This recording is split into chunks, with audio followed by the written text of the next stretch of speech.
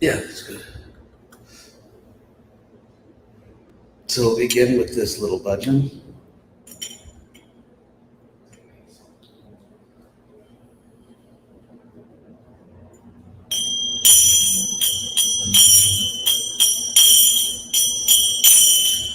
Jaya Radha Madhava Kunja Vihari Jaya Radha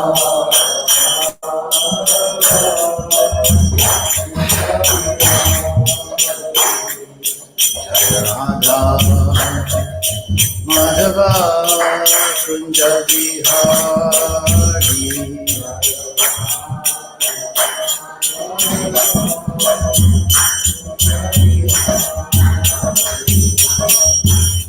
Gopi Jana Vallabha Girivardhari. So you should sing.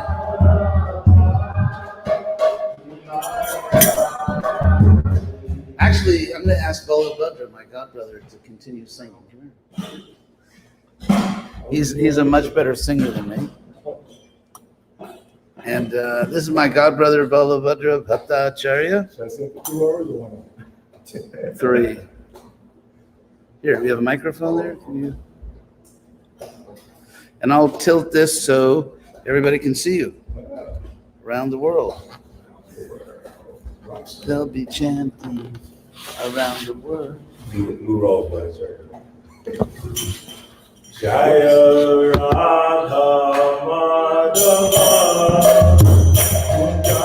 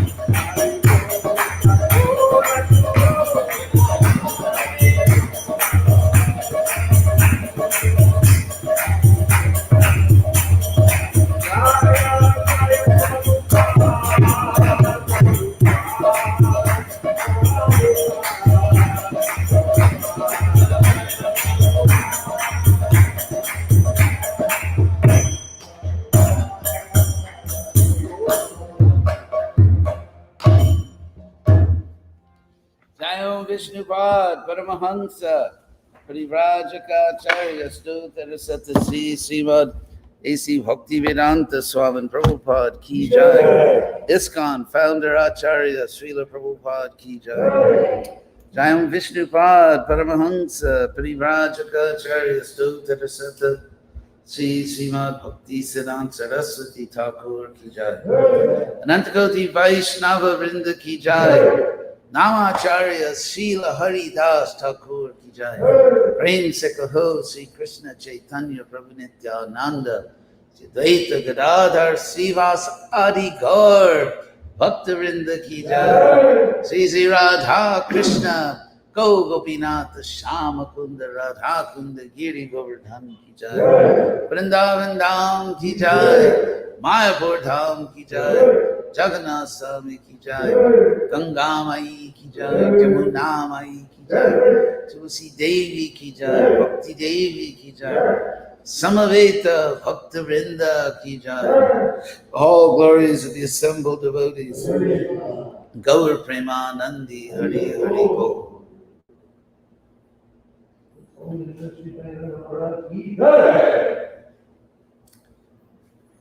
Hare Krishna. Thank you all for listening, those who are here in Atlanta, and all of you who are in other places, superficially, because actually spiritually we're all in the same place at the lotus feet of Prabhupada and Krishna. I'd like to especially thank my dear godbrother, Balabhadra Bhattacharya, for giving us just a sample of his very famous bhajans and kirtans. A lifelong devotee of Prabhupada's mission. So, we're all set? So I have been asked to speak today on the topic of Krishna and Balarama. And of course, great sages, acharyas have been talking about this for, well, actually forever. So I will speak on one aspect of this topic which I personally find very interesting and also extremely important for a correct understanding of our philosophy, which we should not take for granted. Especially because the topic I'm going to speak on now is something which Prabhupada does talk about, but perhaps not quite in the way I want to. And that's what Prabhupada said, actually. Now, Balabhadra Prabhupada, will you remember this? Where Prabhupada said that if you speak on the Bhagavatam every day, there'll always be new lights. And so hopefully I'm not dragging a shadow across our theology, but actually bringing a light.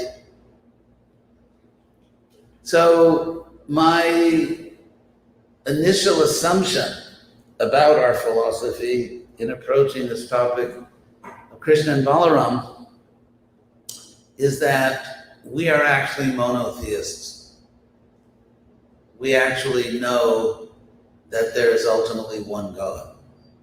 I was not born into explicitly Vaishnava culture, but on the other hand, I was not born into also a Trinitarian culture, which I think is not exactly monotheism. I was born into a tradition which really emphasized monotheism. There's one God. And of course, we have a loving relationship with that God, but still there's one God. We have an interesting, actually a fascinating, unique phenomenon in Krishna, or in the descriptions of Krishna in authorized books, namely that he expands himself into many other forms. And this topic you could call avatara theology. And so in Sanskrit terms, they would say that what we're doing now is avatara vichara, which means an investigation into that.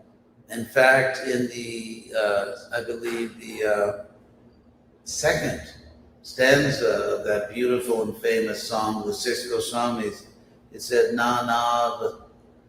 Nana Shastra Vichara Naika Nipuno.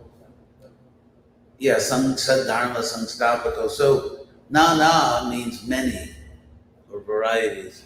So Nana Shastra Vichara, in the analysis, which is Vichara, in the analysis or the investigation of many Shastras, the six Goswamis were Nana Shastra Vichara Naika Nipuno.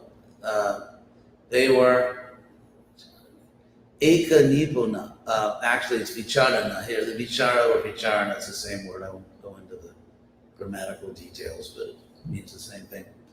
So, Eka in Sanskrit means one.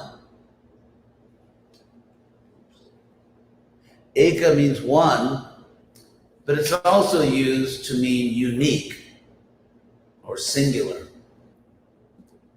So, and Nipuna, of course, means expert. So, Eka Nipuna, and the ending Nipuna is because the song was written in the dual case. In Sanskrit, in most languages, there's a singular or plural, like the book, the books, or in Spanish, el libro, los libros. However, in Sanskrit, as well as in, I believe, ancient Greek, perhaps Latin, there is the singular, and then there's a dual form, and the plural. So the song of the six Goswamis is very beautiful. All those words ending in AU. Bhate Rupa Sanatano, Raghu Yugao, Sri Jiva Gopalakau. The reason you have all these words ending in AU, which is an unusual composition, is because the author, Srinivasacharya, in something which is very, what's the word? Kind of like different and interesting from a literary point of view. He has divided the six Goswamis into three pairs. And by that means, he has written the whole song in the dual form. And there are very few songs written in the dual form like this, so it's really a unique combination. So Vande Rupa Sanatana means Rup Sanatana, like the two of them. And then the next pair is Vande Rupa Sanatana Raghu Yugo, which means the pair, literally it means the Raghu pair. Raghu Yugo. It's interesting because you know the word yoga means to link, and from the same root you have yuga, which means a pair, like two things that are linked. So Raghu Yugo, Sri Jiva Gopalako. And of course, Gopala Bhatta Goswami was the youngest, and therefore the author writes Sri Jiva and Little Gopal. That's actually what it means. Gopala, and then in many languages there's sort of a diminutive form, like in Spanish, if you were saying little Gopal in Spanish, it would be Gopalito. So in Sanskrit, it's Gopalako. So Sri Jiva and Little Gopal was the youngest. Anyway, so in the second stanza of this song, Nana Shastra, of varieties of Shastras, many Shastras, Vicharana, in the analysis and the study, the investigation of varieties of Shastras, the six Goswamis were Eka Nipuna, they were singular experts. Singular experts. And their purpose was Sadharma Samstapako. They were establishing Sadharma, eternal principles of life. We can say religious principles, but just eternal principles of life. And anyway, if you can stand it, I'll explain a little more. Samstapako. I find this very interesting myself. Sam means together, as in Sankirtan. So Sankirtan literally means together kirtan with other people. And stapaka, therefore it also means do something very well or completely. It also means like fully, completely. And sta, we have in English still, hasn't changed with Sanskrit. Words like stand, status, and so on. And so, and stapaka Stapa, the P means making something stand. Making something stand. In other words, establishing it. Establishing it, which the sta is there in the word establish. So Sanstapako, in other words, these are the people, the Goswamis, who made the Saddharma, the eternal spiritual principles, made them stand. In other words, establish them. And in pursuit of that goal, they were singular experts of Shastra. So here I am, meanwhile, back on Bhuloka. I'm going to try to explain the fact that Krishna expands himself into many forms, the first being Balaram, of course there's Vasudeva, Pradyumna, Sankarsana, Niruddha, and so on, called the chapter of Vyuha, literally like the fourfold formation, and so on. And so the point I want to make, just to get to the conclusion, is that there is one God. And therefore, even though Krishna perfectly plays the part of another person, Balaram, actually Balaram is Krishna. There's one God. And that is stated very clearly in the Brahma Samhita, which Lord Chaitanya himself brought back to the Vaishnava community. He found this book. I mean, he obviously put it there so we could find it. But he found this book in South India, I think in Rameshwaram, and then he brought it back. And so one of the verses there is about Krishna, about Govindam. Advaitam, that's literally not two, non-dual. Advaitam, Achyutam, Krishna, Govinda is infallible. Advaitam, Achyutam, Anadim, he has no origin, he's the origin of everything. And here's the part that is especially pertinent, Ananta Rupam. Anta in Sanskrit we still have in English, almost the same word as end, ant. And so Ananta means endless or limitless or infinite. So Krishna has endless, limitless, infinite forms, Rupam, Ananta Rupam. And yet, all those forms are Advaitam. There's only one God. There's only one God. And that's the message we get very clearly in Bhagavad Gita, that there's one God. Krishna shows, in fact, different forms to Arjuna. He shows in the universal form. And finally, when Arjuna recovers from seeing the universal form, then at Arjuna's request, Krishna shows him the four-armed form of Narayan, and then again, Krishna. Dvibhuja Krishna. So, I often think of Krishna Balaram as kind of God using the technique of good cop, bad cop. As you know, it's a very, very well-known criminology technique, good cop, bad cop. So that, for example, Krishna took a very strong position against Duryodhana and his corrupt government. And Balaram tried to befriend him. People often ask, why did Balaram befriend Duryodhana? And I think for several reasons that are obvious. One is that Balaram was giving him a chance to rectify himself. And Krishna, through his form as Balaram, was also establishing a principle which is stated often in the Bhagavatam. It's often stated in the Bhagavatam. And that is that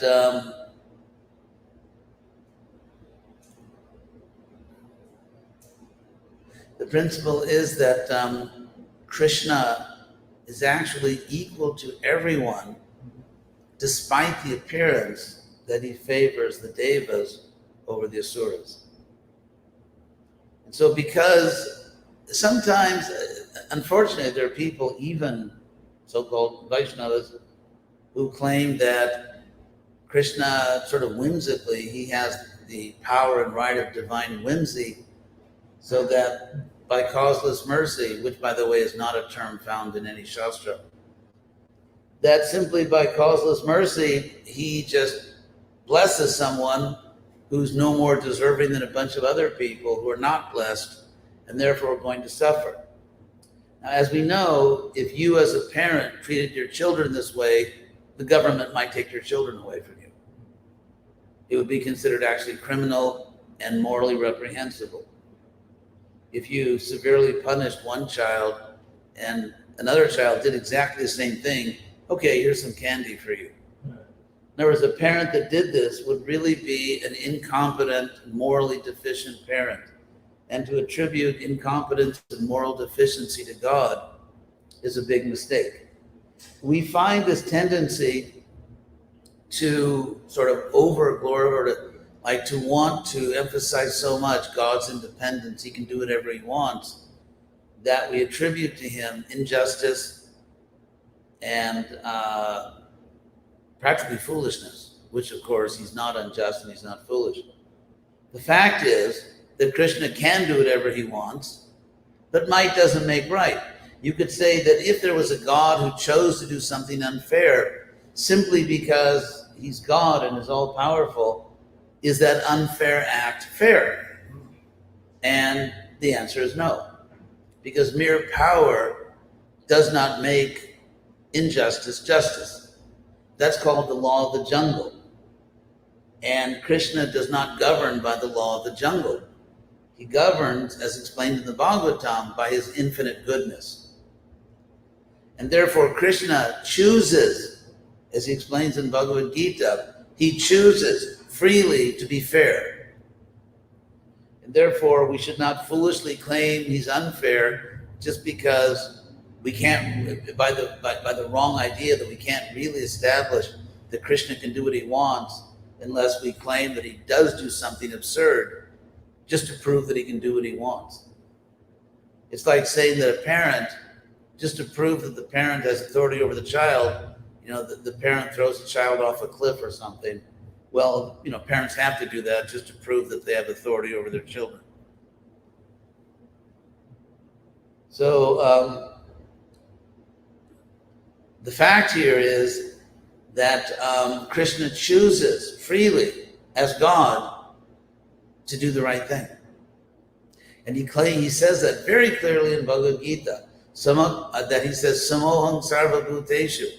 There's also another current among some people, devotees, who are imagining falsely that they have such an advanced understanding that they can discard the Bhagavad Gita. There's another foolishness. And Krishna says very clearly in the Gita, Samoham, I'm equal. Sarva bhuteshu, to all living beings. Nam me dveshosti, I have no enmity toward anyone. Could you please open and close that door very quietly, or use another door? You there. Yeah, please be very quiet because there's a lecture going on. Thank you.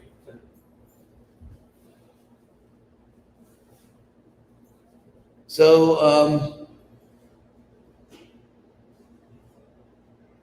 Krishna says, Name dvesha. Dvesha means envy or hatred. In other words, I don't hate anyone. I'm not against anyone. Name priya. And no one is my favorite. That's what, didn't your parents tell you that? That we love all art. So how can God be morally inferior to just an ordinary good human parent? And if someone gives the answer, well, because he's God, again, do people who have power need to show their power by doing something stupid? By doing something morally wrong? Just to show you that I can do it, just to show you that I'm the authority. So this kind of nonsense is sometimes preached, but it's not actually the case. So there's a type of vanity There's a type of material pride where one wants to outdo other people in theology. But actually, we should just pay attention to what Krishna is actually saying in the Bhagavad Gita. So in that Bhagavad Gita, Krishna shows himself to be the four-handed Narayan. He's the same person. Arjuna doesn't say, I know there's another person that has 4 arms. Could you show him? He says, let me see your 4-handed form, just another form that you have. And we find, for example, that when Krishna left the rasa dance, to the great disappointment of the gopis, and they were searching for him, and they were running madly about trying to find Krishna, and Krishna thought, okay, let's see what happens. And so he just appeared as in his 4-handed form. And the gopis came by and wanted to know, I mean, imagine this. Like the greatest yogis, the greatest philosophers, the greatest saints are trying for so many lives to catch even a tiny little glimpse of God. And here the gopis saw this form of Narayan and they simply asked directions. Like, do you know which way Krishna went? And then they looked at him and wait a second. And the gopis loved Krishna so much that just they looked at him, he actually couldn't hold his 4-armed form. So he kind of, popped back into his 2-handed form. So there you have it, right in Krishna Lila, you have it right in the Bhagavad Gita, that all these forms of Narayan, they're just Krishna. And since we know that the Narayan forms are expansions specifically of Balaram, how could Balaram be a different person and yet his personal expansions are different than him? In other words, it just becomes a big mess. If you try to say there are 2 gods or 3 or 18 or whatever, better stick with one. Because these Narayan forms expand from Balaram, and yet Narayan is Krishna. Because in the Bhagavad Gita, Arjuna said, let me see your Narayan form.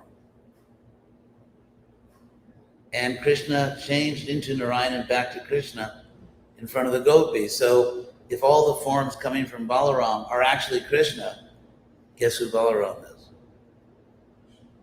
Yeah, so, how would I explain to my family that I gave up monotheism?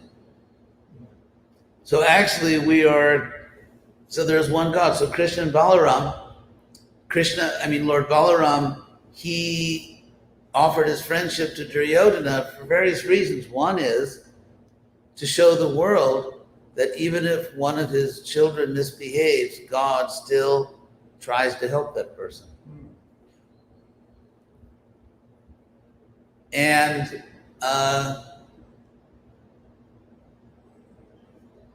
so Duryodhana ultimately rejected that offer, and therefore Balaram left. He did not fight in the battle of Kurukshetra. And as I've explained, the Bhagavatam talks about this a lot. Only in a Hare Krishna temple. That, literally. So it's, what was I saying?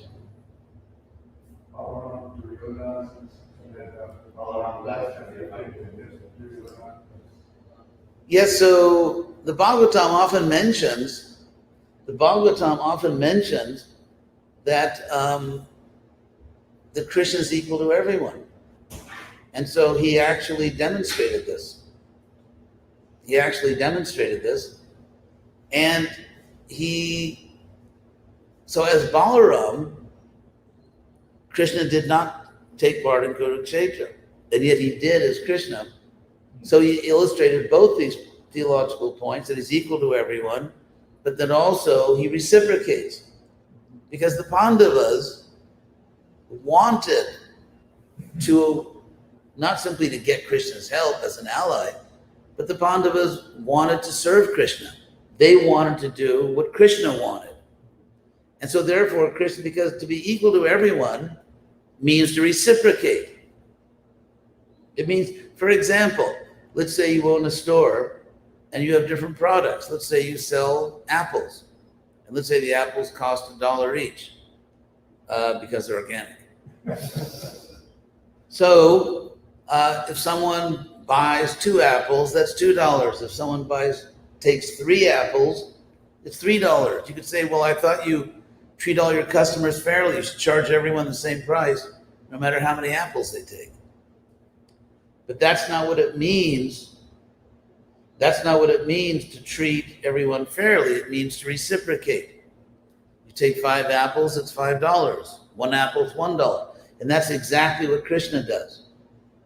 As you approach him, as you behave toward him, he reciprocates with you. Therefore, Krishna's favoring the Pandavas against the Kurus, he's just being fair. That is equality.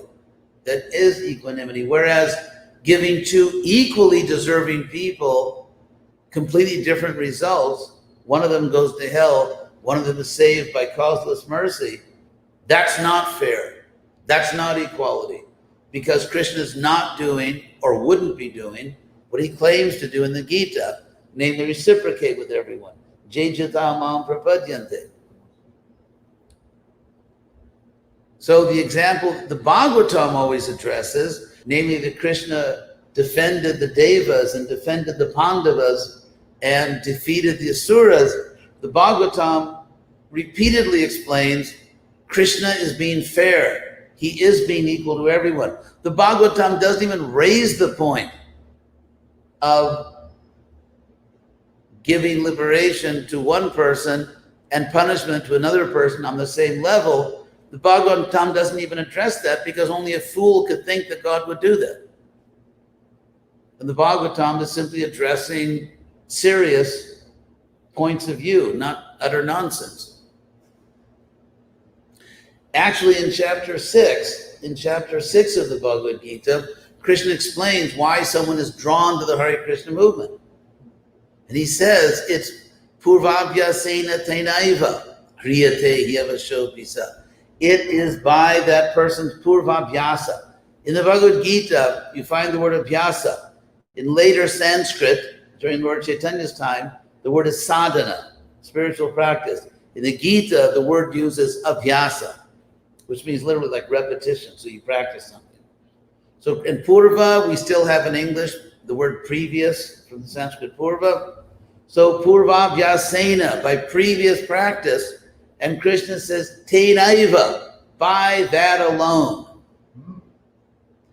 By previous practice and by that alone, Hriyate, a person is carried, he indeed, avasha, almost involuntarily, to Krishna consciousness. And in another verse, that's in the same section, the verse right next to it, Krishna says that he talks about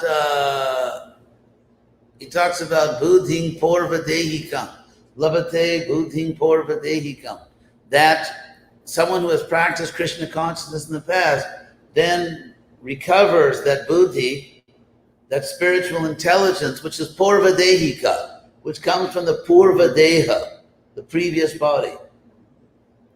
So Krishna in the Bhagavad Gita does not mention the term agyata sukriti. I'm not saying it doesn't exist, but the example of agyata sukriti is Ajamila. Ajamila. Now in the case of Ajamila, what we do not see is that someone got more than they deserved because he accidentally called out Narayan at the end of his life. That's not what the story is teaching. What the story is actually teaching is what Krishna explains in the Gita, Neha vikramanashosti, pratyabhayo nividyate. In this dharma, there's no loss or diminution. And whatever you once do is your eternal credit. Whatever you do for Krishna, he will keep in your spiritual bank account forever. Ajamila voluntarily, intentionally, consciously practiced Krishna consciousness. And he achieved an advanced level. Then he fell down, he was degraded.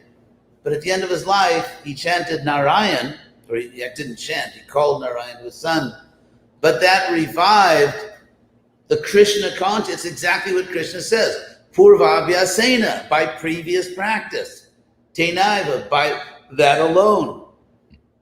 And so Ajamila was restored to a position he had earned by spiritual practice and given a chance to continue.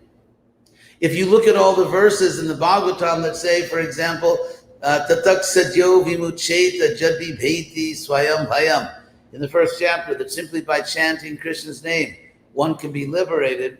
What you'll find is that in those verses, the verb is not in the indicative case. It doesn't just mean, it doesn't say muchate, one is liberated. It says vimucheta, which means one may be liberated. One may be liberated, and of course that depends on one's spiritual credit. So Krishna goes to great lengths in the Bhagavad Gita, and Krishna and the Acharyas in Bhagavatam to explain that he is fair. I mean, maybe you could surrender to a God who is not even fair? Don't you remember what it's like for a child to have parents that are not fair?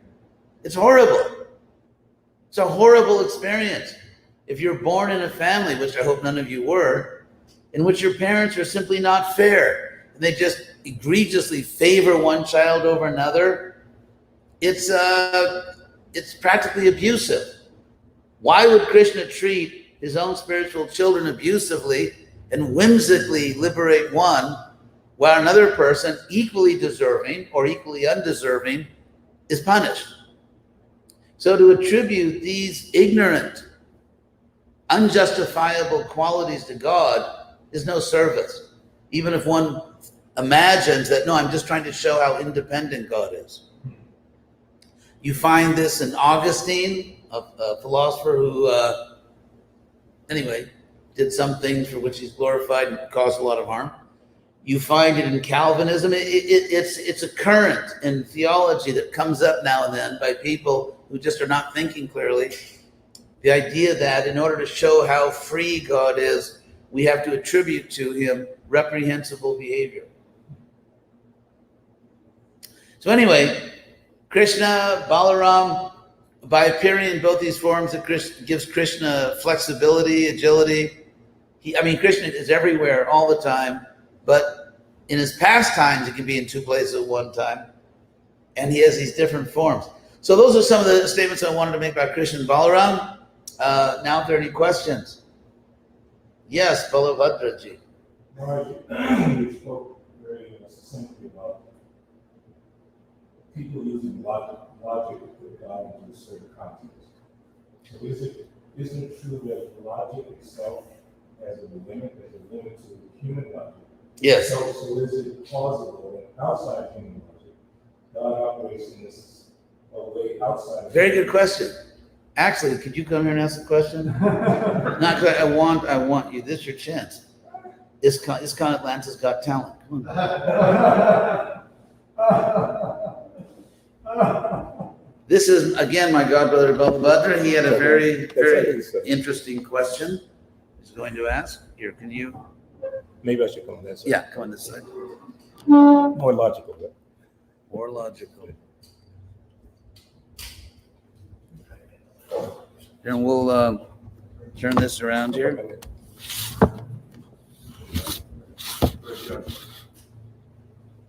There you are. See if my memory serves me. So my question is to the point about logic. Yes. That isn't it true that human logic has a limit? So can it be that God can operate outside the limits of human logic, where certain activities would fall into that realm outside of human logic? Okay. Thank you. Thank you. Oops. Here I am. Okay, first point I want to make is that in our literature, in the Shastra, whenever logic is described as limited, it's practically always in the sense that by our mere human logic, we cannot understand the ultimate identity of God. And so here we are actually, or I am, repeating Krishna's own logic. Because Krishna says over and over again in the Gita that if you are really intelligent, you will see all living beings equal. Pandita samadarshana, samak sarveshu bhuteshu mad bhakti labate param. So I'm not using my logic, I'm actually surrendering to Krishna's logic. And I'm taking Krishna's logic seriously. I'm believing what Krishna is telling me in Bhagavad Gita. And I'm trying to understand life by taking Krishna seriously. So, in fact, I'm going to turn this one around. Not on you, because I know you were just asking. If Krishna says in the Bhagavad Gita, as he does, Jai Jatha Mam Prapadyante, as people approach me, Tang, those people, Tataiva, precisely in that way, Vajamyaham, I reciprocate. Now that's what Krishna states. If I believe what Krishna says, I'm not trying to subject Krishna to my human logic.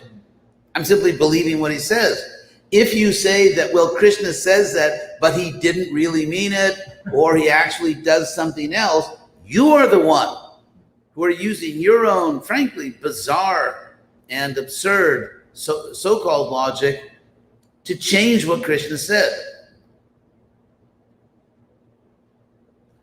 So therefore, I'm using logic given to me by Krishna, as opposed to trying to use a pseudo-logic to say that, well, we don't really follow Bhagavad Gita because we're too advanced for that. As soon as someone says, I'm too advanced for Bhagavad Gita, I see that person as, what should I say, very problematic. If someone claims to be advanced, and so advanced they're beyond Krishna's own words, and some people are so foolish they actually follow that person, then it's unfortunate. I don't think that I've transcended Bhagavad Gita. I love Bhagavad Gita, and I think whatever Krishna says in the Bhagavad Gita is eternally true.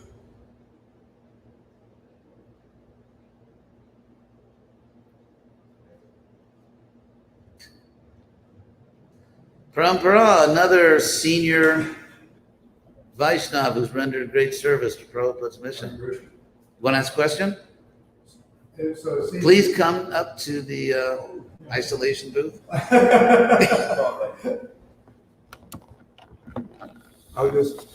It seems to me that this idea of... This is Parampara Das, who is heroically maintaining with other great devotees, Murari Seva Farm. Murari Seva ki jai. Sri Sri Nitai Gaurachandra ki jai. He's also wearing a Vedic chin covering.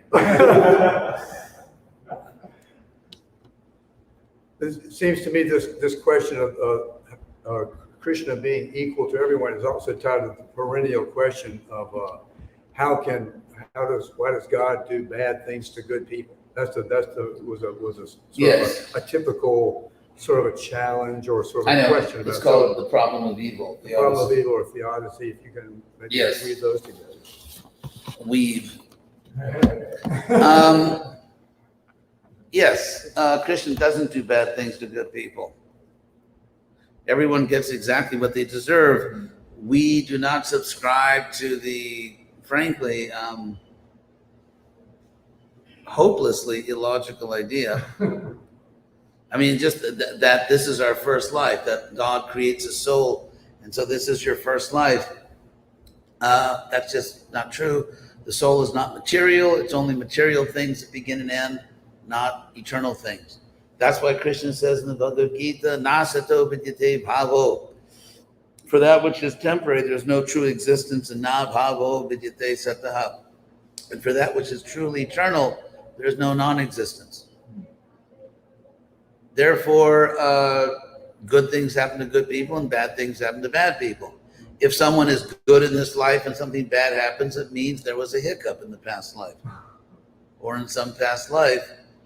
And, and so eventually Krishna, out of his mercy, delivers that reaction to the person so that person can go on toward perfection. The problem of evil theodicy, it's also called in philosophy, from the Greek word theos, which means God, and dike, which means justice.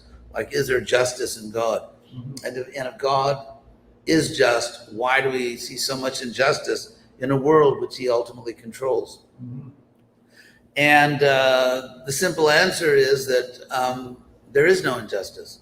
I mean, there's human injustice, but behind that human injustice, there's a divine justice. And again, in the Middle Eastern traditions, which do not understand that there's a soul completely separate from the body, and therefore think that, and thought that this life is our first life, it's really a problem. Now, it's very interesting. There was a famous philosopher who taught many years at the University of Notre Dame named Alvin Plantinga. He was a very good philosopher, but he tried to give a defense. He tried to show that there can be a God in terms of just, neutral philosophy, even though there's this injustice in the world. And his argument was that God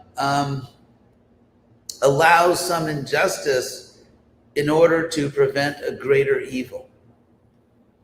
And it's kind of like that example. Let's say, for example, there was a Harvard professor that gives this example that in, I think, undergraduate philosophy classes, that let's say you're driving a train and you see that up ahead there's some people trapped on the track, and if you go straight ahead, you will kill all those people. However, there's another track that goes off from your track, and you actually can.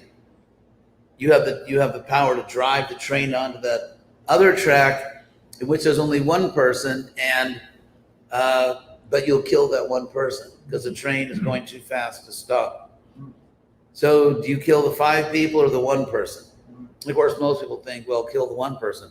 And so Plantinga gave an argument like that. God is allowing evil to prevent a greater evil. The greater evil would be to deprive us of free will, so that if we did not have the free will to do bad things, that would be a greater evil because it would destroy what it means to be a person. Now, and some atheists actually bought that, although from our point of view, there's a much stronger version of that argument. The stronger version of that argument would be that God does protect our free will, because it would be a great evil to deprive us of free will, because then we wouldn't be persons. However, because there is reincarnation, therefore Krishna very brilliantly, and this is very sophisticated math, he actually arranges so that people who he knows seriously intend to do bad things, he connects them to people who have seriously bad karma.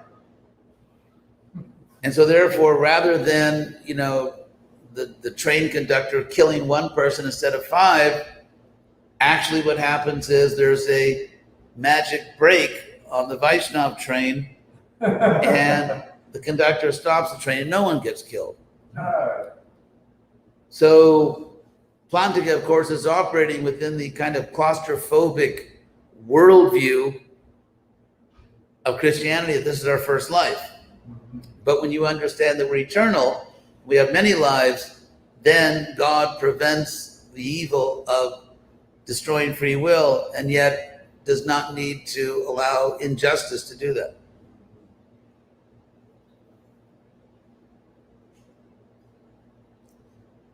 Yes. In Canto 6 of the Srimad Bhagavatam, Yes. Indra does everything wrong, and yet Lord Vishnu supports Indra. He gives Vishnu the offenses spiritual master, and yet when he has to fight with Asura. Yes, Indra does in the 6th canto does a lot of bad things, and yet Krishna doesn't exactly protect him. First of all, in the case of Vishvarupa,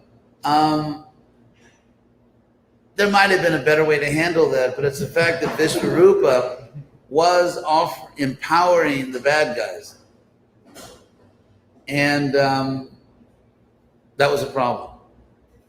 The Asuras threaten the universe, the Devas are meant to protect the universe. And so the whole point of offering through Vedic sacrifice, I won't get into all the details here, but it actually empowers the person for whom the sacrifice is performed. So empowering Asuras is not a great idea. And Indra was punished for that. I mean, if you look at the Bhagavatam, Indra is always getting into trouble, and he suffers because of it. In Canto 7, Parikshit Maharaj questions Yes. whether Lord Krishna is really fair or not. Yes, in chapter 7, Parikshit questions whether Lord Vishnu is really fair. Yeah, because that's the purpose of the Bhagavatam, to speak for us, to raise our questions, our doubts. And that's why the Bhagavatam is so brilliant. Yes. You just mentioned a little earlier that Krishna dealt and the way you approach it, it's Yes. important. So in this grasashram, this corporate life we have corporate ambitions to succeed. So what is your suggestion, guidance, how we should approach Krishna, but at the same time Yes. also fulfill our corporate goal? That's the first question. Oh, let me repeat that and answer it, because otherwise we'll lose track here. Devotee asked that Krishna says to always think of him, and yet if one is engaged out in the world, corporate life, then how can you be Krishna conscious in that life? And of course, Krishna answers that. He says, Jet Karoshi, whatever you do, Tat Kurusha Manarpana, make that an offering to me. So if you work in the corporate world, that obviously belongs to Krishna. I mean, they may not know it, but the buildings, the people, the assets, it's all Krishna's energy. And so you're working to advance your career. And actually, the more you advance your career, the better it is for Prabhupada's mission. I mean, because ISKCON desperately needs members who have some influence in society. You just have to remember who you are and what you're doing. It's like, let's say, I mean, when I was at Harvard doing my graduate work, and I would hear professors sometimes kind of ridicule things that I hold sacred, I just thought, well, you know, I'm going to achieve my goals here. And it worked. You know, I got my degree, and I've been able to, you know, travel around the world and try to explain things with a certain level of expertise, with a certain level of credibility because of that. And so when I was at Harvard, I just thought, I'll get the last laugh. I mean, my professors were actually very nice. I mean, they were very kind to me and they were very helpful. But I thought that by getting this knowledge, I can not only go out there and just, you know, blast away all the nonsense that non-devotees are saying, you know, not just that, but also I think it's really helped me to formulate for myself and for other thinking people, devotees, sort of a rational understanding of Krishna consciousness. So I think that has been at least as valuable, that I've been able to understand my own life and Krishna and Prabhupada in a more reasonable way. That was actually Prabhupada's instruction to me. In 1969, in a totally unexpected and dramatic act, I moved into the Hare Krishna temple in Berkeley. I was 20 years old, and I would say not mature for my age. I think I was just 20 years old. You remember how we were. And so I didn't know whether I had a scholarship at Berkeley. I was supposed to be a senior, but due to some sort of detours on the road, anyway. So I wrote a letter to Prabhupada asking him whether I should stay in school or just drop out of school and do regular temple service. I was in the temple. Prabhupada wrote back to me and asked me to finish my education. He indicated that I needed a good education in order to present Krishna consciousness to other educated people. And of course, at the time, I was 20 years old and, trying to become fixed in Krishna consciousness and deal with the, to be kind, highly agnostic worldview of UC Berkeley. I couldn't really do it, so I dropped out first and had to go back later. But ultimately, how can I present Krishna consciousness to intelligent, educated people in a reasonable, convincing way if I don't have a rational understanding myself? So some doubts appear in my mind, or they appear in the minds of others. There must be a reasonable explanation. My inspiration to take up this process was that it was a spiritual science. I was thrilled by that idea that I had discovered a spiritual science. I wasn't looking for a new religion. I already had one. My parents gave me a religion. Everyone's nice and they worship God. I didn't need a religion. I needed a spiritual science. So in the same way, if you're in the corporate world, Rupa and Sanatana were in the corporate world. They were. So Prabhupada was in the corporate world. So that's real Krishna consciousness. To see Krishna in the temple is nice, but it doesn't make you a genius. Anyone who has a little spiritual intelligence can see that that's Krishna. To see Krishna in the corporate world is actually an achievement. That shows real Krishna consciousness. That shows advancement. And so rather than lamenting because, the corporation you work for isn't a mandir, what the Bhagavatam explains is that it is a mandir. There's a verse in the Bhagavatam that says, Archayam eva, haraye, pujang jakshadhaye hate. Literal, I'll give you a very literal translation. Yak, one who ihate undertakes puja, harau unto Hari, the Lord, but archayam eva, only in the deity form. Archa is deity form. I won't go into the etymology, which is actually quite interesting. But anyway, so and then the word archayam means in the deity form. And so archayam eva, only in the deity form.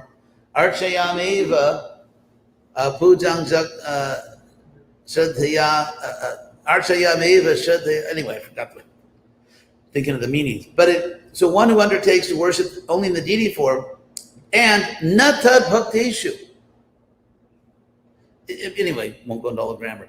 But you do not worship that deity, that same Hari, that same Krishna in the hearts of the devotees, natad bhakteshu chanyeshu, and in all other living beings. We come into the temple, we see the deity to practice so that when you walk out the door, you can see that same deity in the heart of every living being. This is practice for the world out there. And so the Bhagavatam says, if you only see Krishna in this form, such a person is sabhakta, that devotee. Prakrita smrita is considered by authorities to be on the material platform because you think Krishna only exists in an external visible form. So that's your challenge. That's your that will be your glory. See Krishna in the corporate world. He's everywhere. He's in every building, every office, every desk lamp, every secretary, every executive, every gopher. Krishna entirely pervades the corporate world. He's everywhere in the corporate world. And when you see that, then you've come to a higher platform of Krishna consciousness. The second related question was, how do you develop Krishna consciousness? And for people that are a little lower plane, like me, who believe just chanting and reading, that's enough. It's so mechanical at times. Okay, how do we develop Krishna consciousness? Just by chanting and reading, that can be mechanical. Yes, but guess what? Hundreds, if not thousands of souls have left Krishna consciousness walking out the door of a temple. You know that. I mean, you can't even count them, can you? So being mechanical is not a problem just for those who are outside temples. It's a problem. Sometimes it's more of a problem for those in the temples because they're seeing Krishna every day. They can take Krishna for granted. Whereas you're not here every day, all day, and therefore you come here something very special. So the issue of being mechanical is like, for example, imagine a concert pianist that has played a particular piece, a particular piece for me like hundreds of times. And so it's a challenge to play the piece, not because, this pianist can literally play the piece with his or her eyes closed. That's the paradox of practice. Because when you practice something, you can do it with your eyes closed, but you can do it expertly, right? In a sense, that's what practice is. Like athletes, they train so that when something happens, they just automatically do the right thing. And so the challenge is to develop the expertise that comes with repetition without succumbing to the dullness that comes with repetition.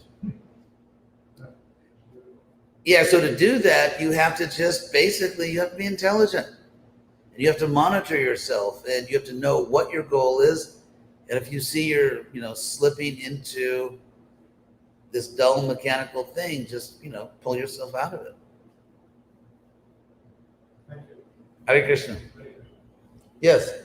On your response to Prabhu with regard to. Oh, I wish we had a mic. Can you come over here and? Yeah. Sorry, I'll speak a little louder. Yes. You were mentioning with regard to seeing Krishna in the corporate world and things like that. So I also work in the corporate world, but sometimes we see that many of these corporate companies, they're engaged in a lot of sinful activities. Even though we use some of the results that we get from the corporate world in the service of Krishna, but for me at least on a regular basis, having followed Krishna consciousness for a while, it does prick me from time to time that many of these corporate companies are engaging in a lot of sinful activities, both to other living beings Yes. and other humans as well. Okay, let me repeat that. The question is that in the corporate world, the corporate world engages in sinful activities and activities that are just harmful to people, to animals, to the environment. It's very hard to avoid. For example, we all have to pay taxes. Some of your tax money is going to things that you really are morally opposed to. And to parse your tax dollar, okay, I'll pay my taxes, but none of this can go to subsidize beef farmers, and none of this can go to, bail out companies that pollute the environment or something. It's just, Krishna says in the Gita, Tasmata pariharyarte natam shochitum arsasi. Do not lament for things beyond your control.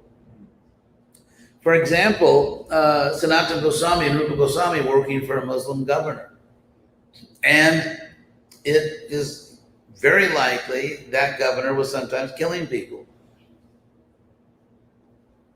So, to completely avoid plastic, actually there's one devotee, Minavatar, it's a very nice devotee family in Murfreesboro, Tennessee, and she has a big bag, and all the plastic they use at home, they put in this big bag and they pay someone to recycle it. So, there are steps we can take, but it's a very difficult world. For example, let's say you go to some natural food store that with almost like cosmic hypocrisy claims to care about the environment, even though they sell, beef or something. Just like, just the most shameless hypocrisy. Let's say you go there and you buy, fruits or vegetables, but you're helping to keep in business a company that is actively supporting the meat industry, and you're helping to keep them in business. So Prabhupada therefore tend to be a little stoic on this point, and I think obviously if you're working for a company that manages 12 slaughterhouses, you need to change your job. But if it's just kind of like the routine, ordinary, shameless hypocrisy and world destructive actions, that's so. Hare Krishna. Yes. Hare Krishna Maharaj. I have two questions. My first one is, in our service, whatever we're doing, whatever level that we're on, Loud, yes. whatever service we might, do in the temple, in our daily preaching activities, or even just in general to each other. Sometimes we go through bad experiences, or we receive negativity from others, and most of the time, when you try to speak to someone about it, they resign it to purification. Could you? Yeah, the P word. So this devotee said that sometimes in a temple environment or among devotees, people will act inappropriately and then just tell us that, you're becoming purified. Okay, first of all, yes, you are becoming purified. And secondly, that person is becoming contaminated.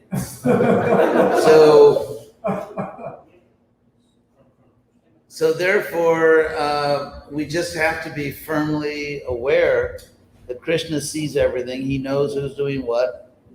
And that ultimately our goal is not to have people treat us this way or that way. Ultimately, our goal is to please Krishna. So if in that situation you please Krishna, then you've made lemonade out of a lemon, so to speak, which I'm probably the first person that ever used that expression. So remember, you heard it here first. And my second question, Maharaj. Some of us are quite young, and I know we are. Okay, the question is that some of us are quite young. I myself am 22, and I know many other young devotees around the country, and a lot of us have this issue where we feel like we lack this solid baseline to stand upon to progress spiritually, or sometimes we lack the inspiration to do what we would have done, or your godbrothers would have done at our age. Okay, let me repeat that. So this devotee said that he's 22 years old, kind of ballpark my age. And so sometimes they feel that they lack, the devotees in that group lack the baseline, or the another word you used, like the inspiration to do the kinds of things that we did. I would say that, we had a very powerful wind in our sails. If you're sailing and put your sail up and there's a strong wind or not a strong wind, it's not about your boat, it's about the wind. And so what we see is that many devotees came to Prabhupada and they did amazing things, and many of them actually could not sustain their spiritual practice. So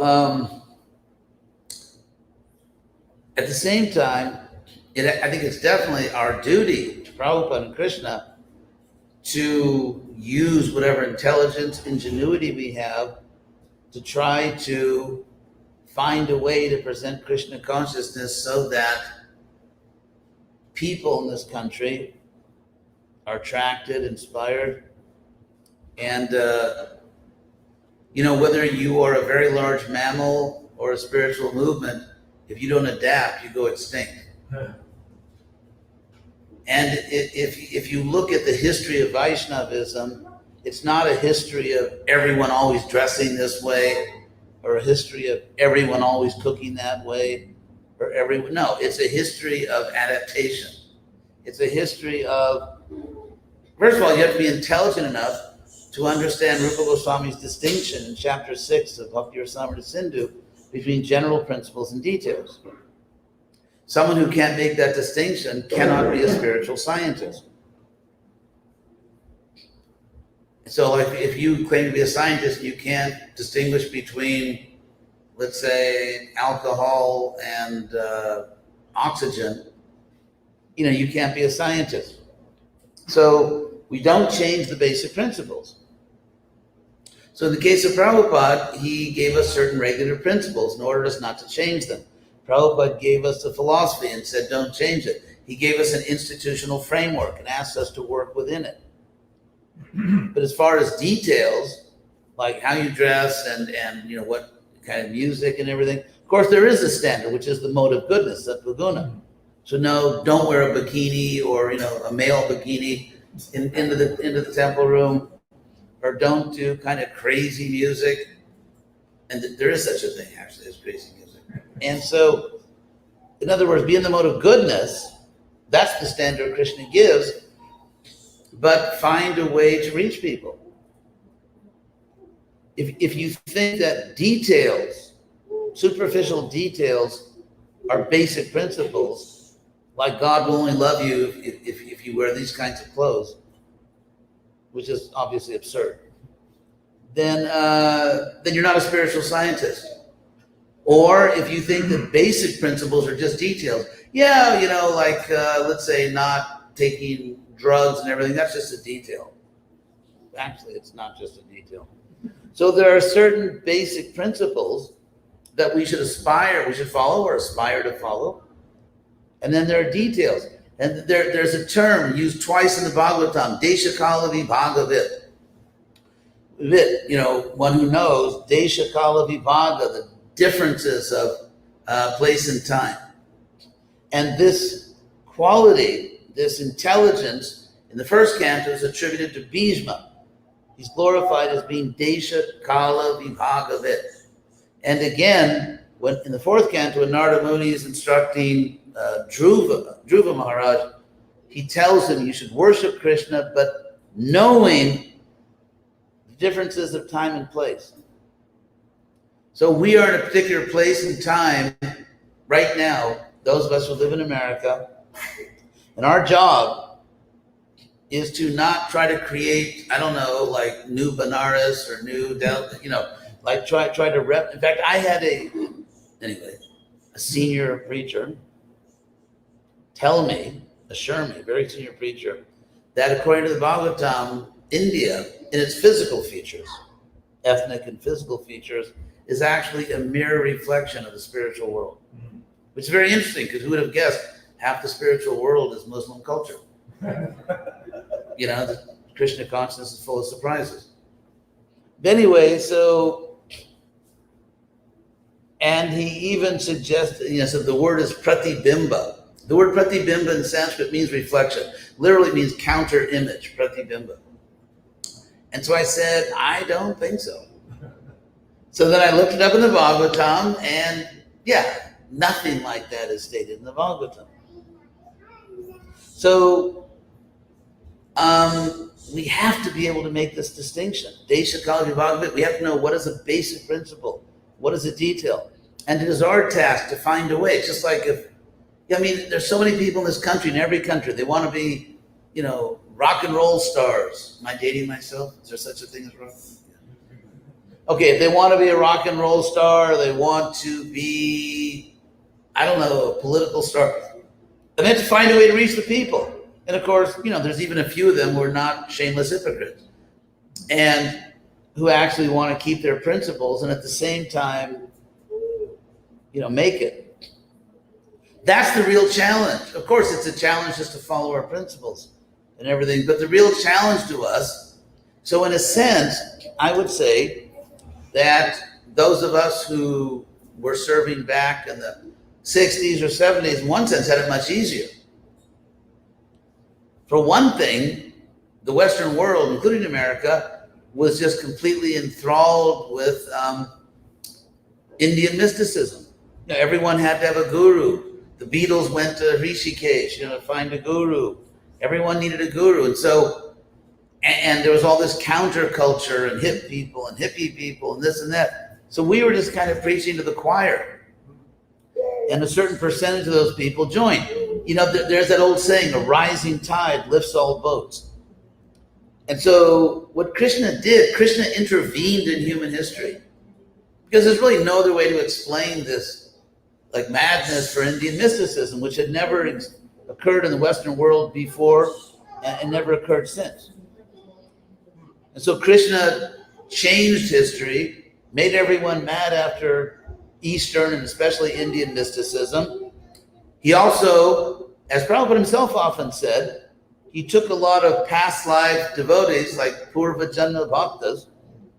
He took a lot of past life devotees, he just sprinkled them around the world. So when they heard the Sankirtan party, they sort of reported for duty. And Prabhupada also, well, and Krishna also sent Prabhupada, a great pure devotee.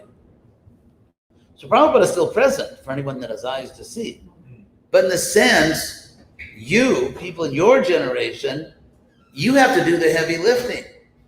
You're not just sort of, skating around in a rink in which everyone already sort of inclined to what you're saying, at least the young people.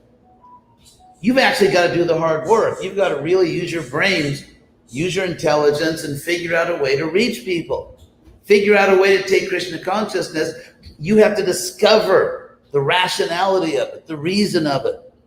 When I took sannyasa in 1972 at the very mature and experienced age of 23,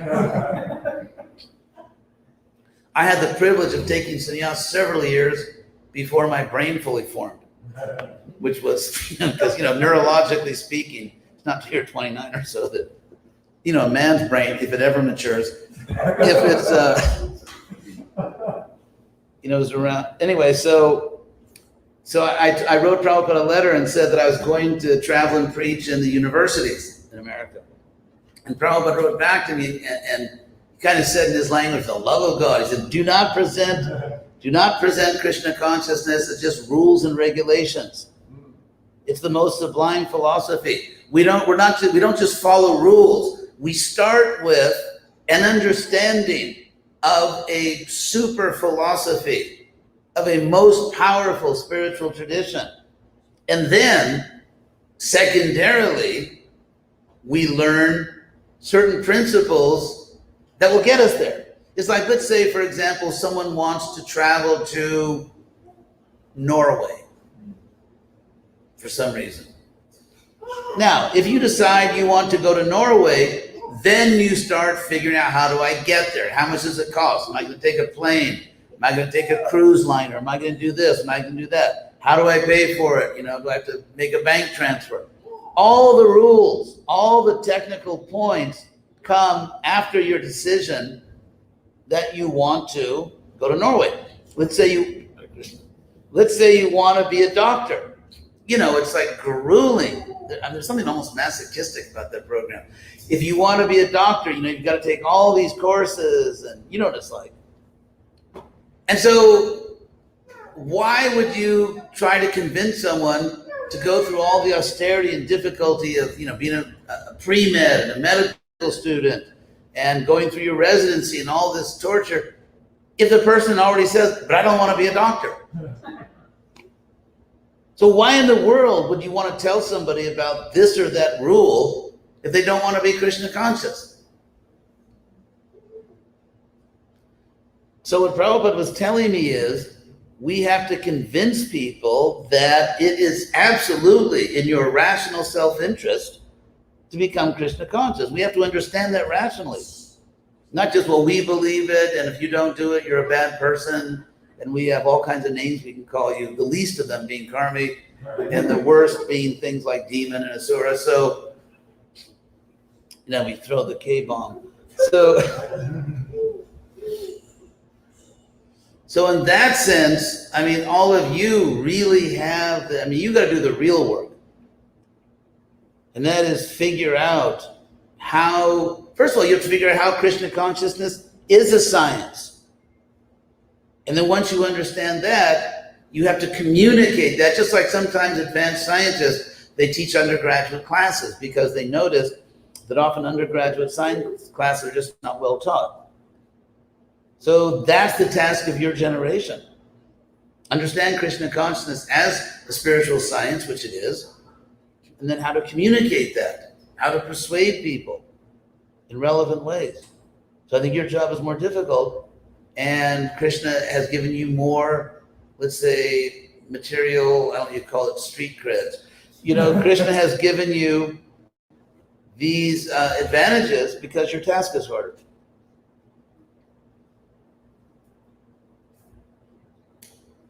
So if there are no other questions, yes. I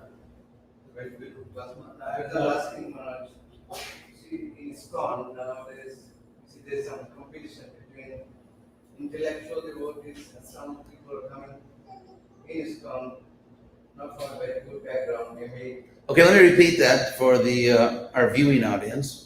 I mean, people out there on these various media platforms should really appreciate that there are no commercials. You know, this is not like free YouTube. So, actually, I should have commercials and say if you want to hear me without commercials. So, the question was, or the beginning of the question was that there seems to be some kind of competition between devotees who are intellectuals and those who are coming from a less intellectual background.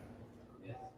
So, but in the Purana we find it says Dvaraka Pratishtitam, and also it says Namedhayana Bahuna, means in the Purana is saying by your intelligence, by your sophisticated knowledge, by your own endeavor, you cannot achieve God. Okay, let me repeat that. There's a statement in Shastra Tarko Pratishtam. I will translate that for, there may be one or two of you who don't know Sanskrit. So Tarka in Sanskrit means logic, reason, and Pratishta means foundation. So apratishta means logic is not the foundation. And what was the other quote you gave? I said that Namedhayana, by your intelligence. Yeah, the Medaya, actually. Namedhayana. Yes, instrumental. So anyway, yes, but what is that referring to? That you have to understand. The Shastra is saying that by logic, by intelligence, there is something you cannot do. What is that something? That something is, if you want to achieve Krishna, then the only way is that service. It says, Sevanmukhai Jivado. Yes, however, that means that logic does not bring me to Krishna. However, logic definitely helps me to understand. For example, you see, there's another side which you didn't mention. I'm not trying to understand God by logic. I actually, when I was 20 years old, I was home for the summer from Berkeley, and I bought a little blue, Bhagavad Gita at the local Los Angeles temple, which was on Los Angeles Boulevard there. And by reading that book, by chanting Hare Krishna, I became convinced that Krishna is God. Now, I didn't become convinced just by logic splitting or by all. However, once I understood that, then to come to a clear understanding of what that means that Krishna is God and how to explain it by others, I very much use intelligence, because here's a verse you didn't quote. Krishna says in the Bhagavad Gita, Teshang, this is 10:10, Teshang, for them, for those people, Teshang, Satata Jutanam, we're always engaged in Bhakti Yoga, Bhajatang Priti Purvakam, and serving, worshiping with love. Dadami, Krishna says, I give them something by which they can come to me. I give them something by which they come to me. What does Krishna give them? The practice of spiritual rationality. Krishna says, Dadami Buddhi Yogam Tam. He doesn't even say they're Dadami Bhakti Yogam Tam. He doesn't even say I give them Bhakti Yoga. He says I give them Buddhi Yoga. And Buddhi is a Sanskrit word which means intelligence, reason, logic, analysis. And so Krishna says that. He says in Bhagavad Gita that Aham Sarvasya, sorry, wrong verse. That Sarvasya Chaham Hridisam Nivishtam Matak Smritir Jnanam, for me come knowledge. And so Krishna, if you look, what you need to do, and it's infomercial alert, in the book I wrote, The Guide to Bhagavad Gita, I trace, among many other things, all the places in the Gita where Krishna uses the word buddhi, intelligence, and he uses it a lot. Intelligence, rational, analytic intelligence. For example, Chapter 2 of the Bhagavad Gita, Prabhupada titled as the contents of the Gita summarized. So therefore, this large chapter 2 of the Gita basically, summarizes the entire Gita. Now, this chapter pivots on verse 39. Because in Bhagavad Gita 2:39, Krishna says that everything I've told you so far is this, and now everything else in this chapter is that. So Krishna says, Esha teya vihita sankye buddhi yoge tu imangshayu. So what I've told you so far is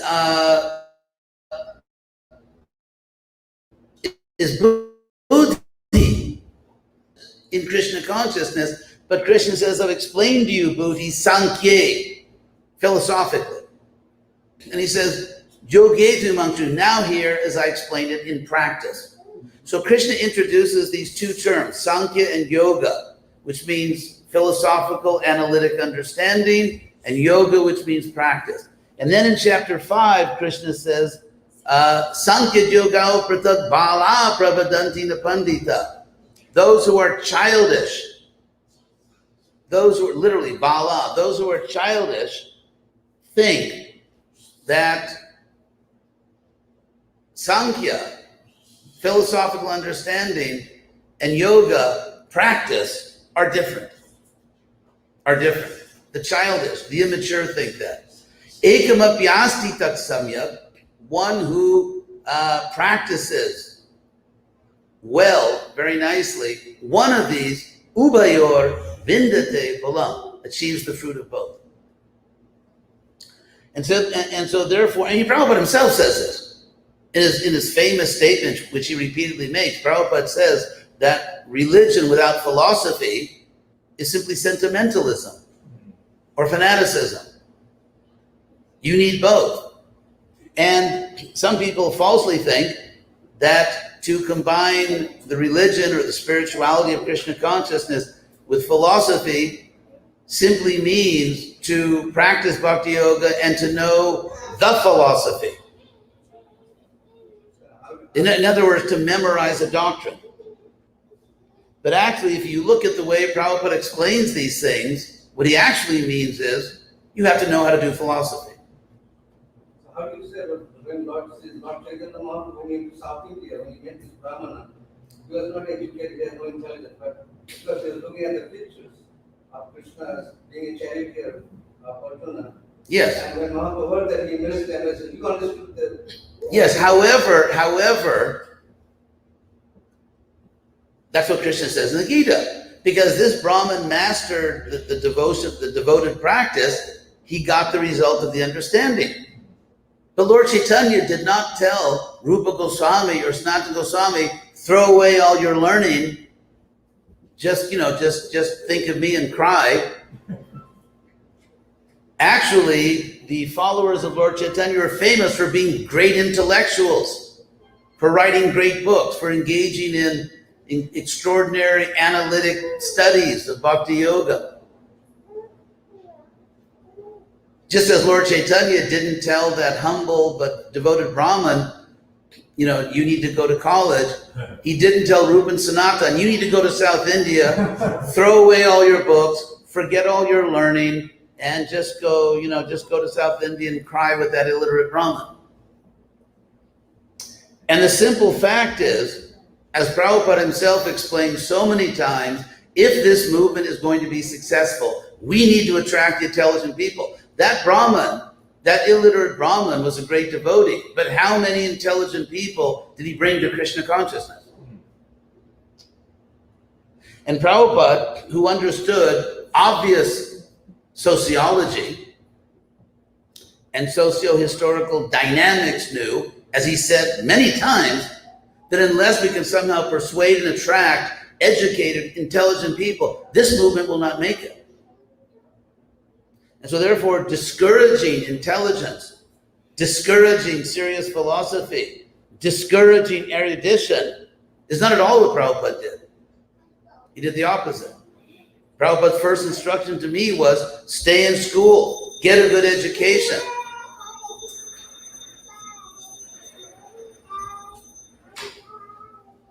Prabhupada did not say to me, forget your university education, just read my books. He said, you need this other education. So basically, there's a problem, I think, among devotees that those who are not educated don't want someone to be more educated than them. And so there's a tendency to, I'm not saying you, I know you're playing the devil's advocate. Keyword devil. So that's just basic socio-historical reality.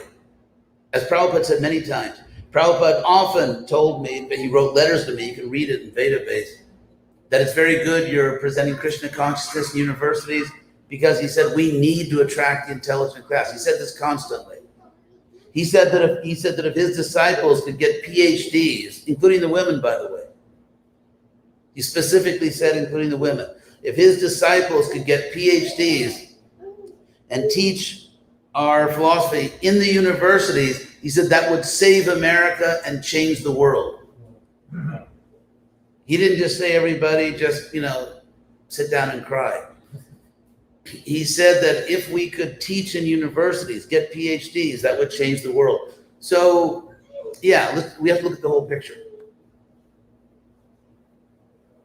And logic doesn't mean, and actually, just to finish off this little discussion, Prabhupada wrote me a letter once, 1971, when I was a Grihastha.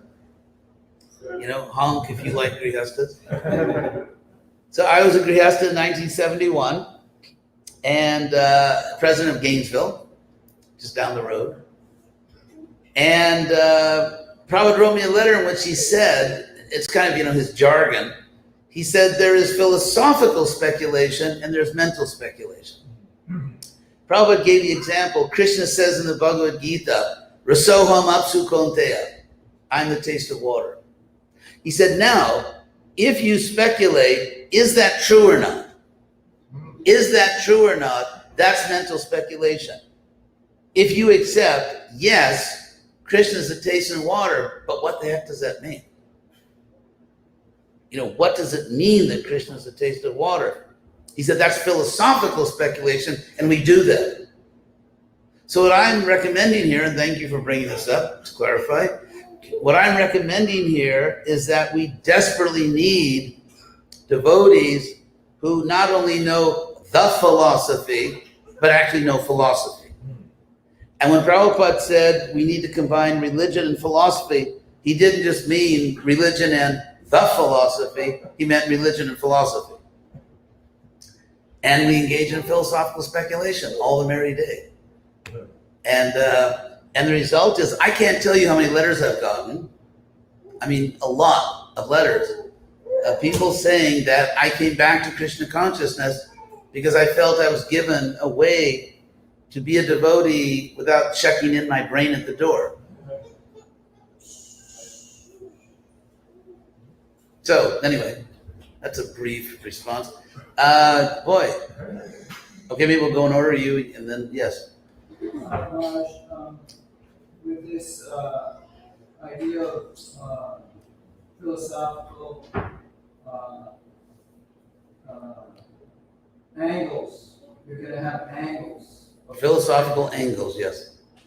And that's where we can get into, if we're attached to our angle, and then you get a bunch of people, devotees, and then you get factions. Okay, as far as factions and angles, yeah. I think that, first of all, I don't think that I'm a better devotee than someone else because I do this kind of philosophical stuff. It's just what I do. I mean, if I had a flat tire and a devotee came along and fixed my tire, I'd give 100 pounds of philosophy for that devotee to fix my tire. So it's not a question of factions. It's a question of using our intelligence in Krishna service. To say that we shouldn't study is absurd.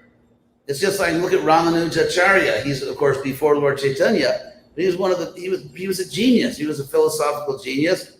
He wrote this incredible commentary on Vedanta Sutra, Baladev Vidyabhushan. If anything distinguishes the Gaudiya Vaishnavas, if you look at the time of Lord Chaitanya, It's their great erudition, that they were great scholars. The 6 Goswamis were all great scholars. Lord Chaitanya's most intimate followers were great scholars, academics. So the idea that, we shouldn't do that kind of service is simply absurd. And it's not a question of factions. But for example, if I hear somebody say, like, claiming to be a devotee, that, we're beyond Bhagavad Gita and we don't follow what Bhagavad Gita says because Krishna can be unfair, I feel it's my duty to clarify that so that people don't get bewildered by this nonsense. What I'm saying about, like, how you may be right and they may be right and they may be right. But it's not a question of, trying to be right. It's a question of trying to spread the Krishna consciousness movement. I don't have time just to argue with devotees all day. I'm trying to serve Prabhupada. Exactly. How would you do it? So I don't see, it's like they say, if it's not broken, don't fix it. So I'm not sure what's broken. In other words, I don't see some major problem, some forest fire in ISKCON of faction. So if it's not broken, don't fix it. Yes? If you don't mind, I just want to share one verse that kind of relates to what we're talking about. Okay, maybe we'll have to use the microphone. Maybe we won't show your handsome face, but just the microphone. I think it's probably about, I got a big A little closer. No, this verse is from the Chaitanya Charitamrita, chapter, Adi Lila, chapter 8, text 15. It's one of my favorite verses because it relates to the logic and the importance of it. If you are indeed interested in logic and argument, kindly apply them to the mercy of Sri Chaitanya Mahaprabhu. If you do so, you will find such mercy strikingly wonderful. And then another one is, Yes. There's a quote, and I can't think of the exact location, it's in Chaitanya Charitamrita. And Srila Prabhupada says in the purport, devotees are like scientists.